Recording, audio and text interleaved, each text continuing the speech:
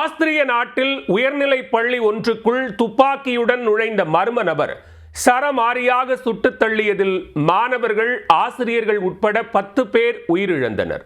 திடுக்கிடும் துப்பாக்கிச்சூடு சம்பவத்தின் பகீர் பின்னணி என்ன?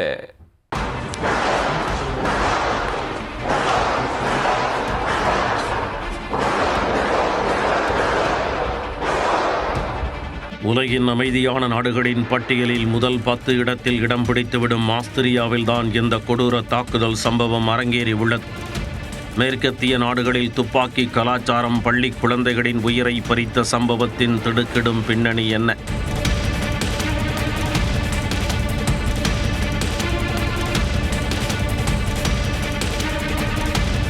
உலகின் அமைதியான மற்றும் அழகான நாடுகள் என ஒவ்வொரு ஆண்டும் பட்டியல் வெளியிடப்படுவது வழக்கம். அந்த பட்டியலில் முதல் 10 இடங்களில் இடம் பிடித்துவிடும் அழகான நாடுதான் ஆஸ்திரியா.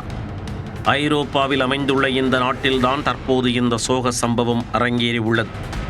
ஆஸ்திரிய நாட்டில் உள்ள கிரஸ் எனும் பகுதியில் அந்த உயர்நிலை பள்ளி அமைந்துள்ளது. இங்கு ஏராளமான மாணவ மாணவிகள் பயின்று வருகின்றனர்.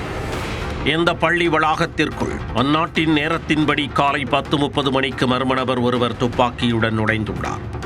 ஆவேசமாக நுழைந்தவர் கண்ணில் பட்டவர்களையெல்லாம் சுட்டு தள்ளியபடி சென்றுள்ளார்.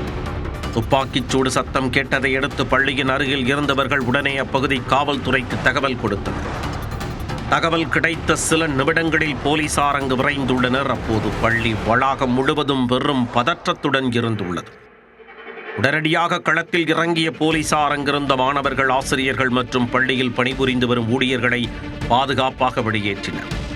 அதே சமயம் துப்பாக்கிச்சூடு நடத்திய நபரை பிடிக்கவும் முயன்றுள்ளனர்.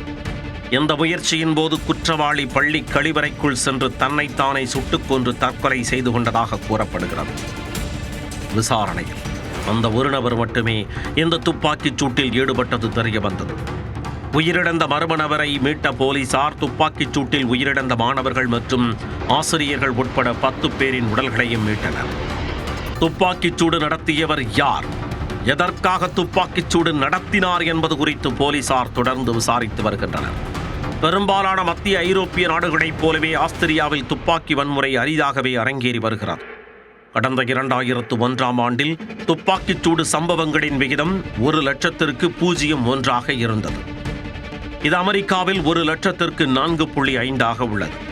அதே நேரம் ஆஸ்திரியாவில் துப்பாக்கி உரிமம் பெற்றவர்களின் எண்ணிக்கை பெரும்பாலும் ஐரோப்பிய நாடுகளை விட அதிகமாக உள்ளது.